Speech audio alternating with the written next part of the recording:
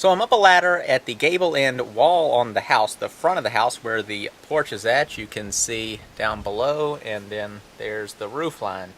But in this video, I'm going to be putting on the Typar or Tyvek. Those are just name brands, but this is just house wrap. And then doing some window flashing, installing the window, and doing some trim. But in this video, I'm just going to stick to the house wrap and the flashing of the window, just to let you see how I do it, and you can take that into consideration when doing your own windows. Normally you would use roofing buttons for putting down tar paper on the roof before shingling, but I'm just stapling this on this little gable end with staples. And pretty much just fitting it all in there the best I can, cutting it at the bottom and the tops. And all this type of paper is doing is just adding an extra layer of protection against moisture. It's not absolutely necessary, but for the amount you need, it's pretty easy. Once you're done putting your house wrap on, then you can go ahead and flash your window if you so choose. The kind that I'm using is this Grip Right elastomer window door protector stuff. And so the first thing I'm going to do is put a piece across the bottom that goes up the sides, and then a piece that comes down the sides and overlaps. This is 6 inches. The walls are 3.5 plus 3/8 inch of plywood. So I start the material on the inside edge, stick it out, and then wrap it around the corners. Down here where you need to make the bends, you just slit it, and then afterwards I put a small strip over that slit. So let me go ahead and get that done.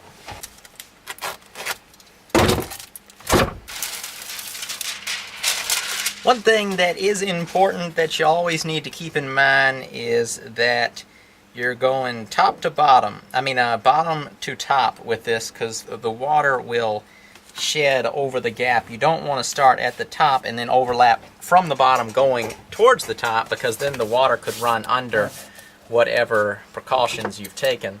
So you slit it there, wrap it around, fold that down, get your other side down into the corner, slit it on that corner,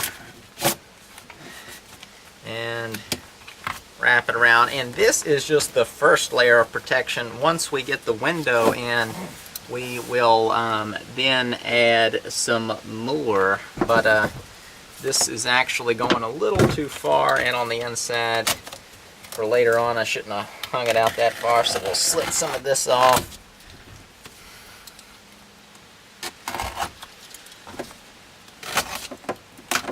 Okay, there we go. This stuff's pretty nice. It's you could use this to seal up a lot of stuff, not just windows and doors. You could use this as an emergency weather seal for a lot of things.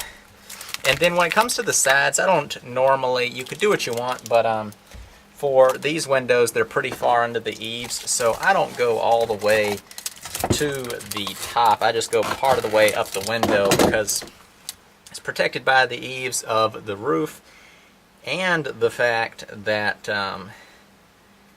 it's going to be flashed on the outside too. So you're pretty well protected, and you just want to overlap that. Once again, going from bottom to top, I just go right onto that, pretty much that edge, and then wrap it around to the outside. So the purpose of this is, if there was ever to get any water, was to get behind your trim and then under your window. It doesn't get into the wood. It'll sit on this plastic and then it'll just dry out. This is not quite plastic. This almost looks like a tarp material with an adhesive back. Some of the other stuff is foil backed, but it all basically does the same thing.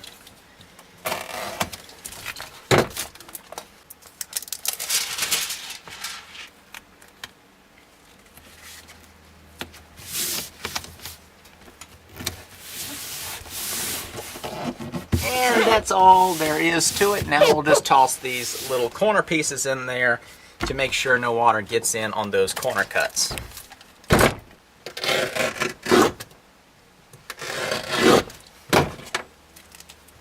So what I like to do is just cut a little thin piece like that, and then I just take the fat side of it, stick it close to the edge, and then wrap the pointed side right around at a 45-degree angle, and that goes ahead, that seals up that corner. And just do that on both sides on the outside of the house.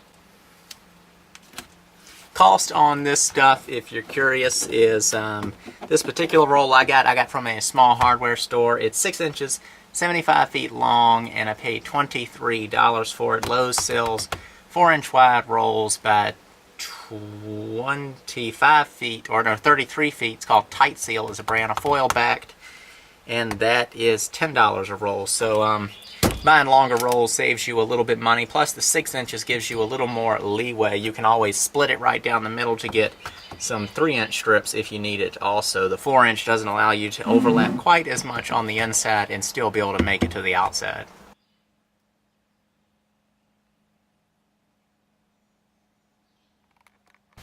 So you're going to have to watch this from the inside of the house. It's too bright outside looking up. It just underexposes where I am filming at, and don't have any sort of a GoPro for my forehead. So you'll get a narrow view, but the window is roughly placed in the opening. I just want to make sure that the outside of it is flush with the outside of the house. This will make the trim possible to install. And as far as securing this into the jamb, I use screws because you can always take it out if you need to, which I've taken this window out before. They're countersunk down, they'll be driven in, and then this later will get a piece of the trim. When I trim on the inside of the window, all that gets covered up, and that's what the window will close against, just like doorstop and a door into your house. So I'm going to go ahead, get the window in the right position, and secure it with the screws.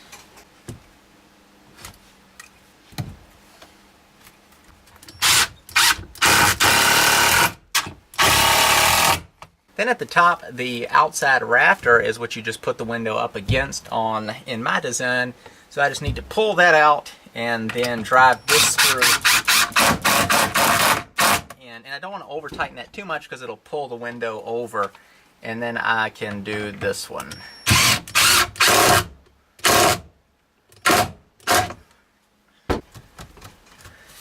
Then what you're going to want to do is test your windows to make sure they're closing right, because when you drive in screws, you can kind of cause the frame to rack a little, and you could end up with some misalignment.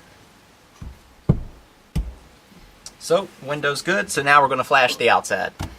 So I ended up using a little more than I had to because I forgot to overlap the window when I was putting it on there working fast, but I used another thin strip to overlap the gap between the window and the wall. And then above the window, I've got to go back in and toss a piece up there, not so much for moisture, but just for air. So with that applied, that wraps up this video. It's really not much to it. You just put it on the inside and then on the outside, making sure you overlap everything from the bottom going up, and that makes sure you shed your water. And in the next video I post, I'll be trimming in this window and the one that matches it on the opposite side of the house. And as you can see, the top of that window is arched. So I'll be doing a bent lamination, which is taking lots of strips of wood, bending them over a form glued together, and when you unclamp them, it retains that shape, and that is how I'll be making the outer portion of the trim work. So be sure to check out that video. If you're not already subscribed to my channel, go ahead and do so, and you will get updates when I make future uploads on this channel. And other than that, I just want to thank you for watching, and I will see you in the next video. If you'd like to follow along with my tiny house build, click the red subscribe button on the screen now, and you'll get updates when I post future videos. Thanks for watching.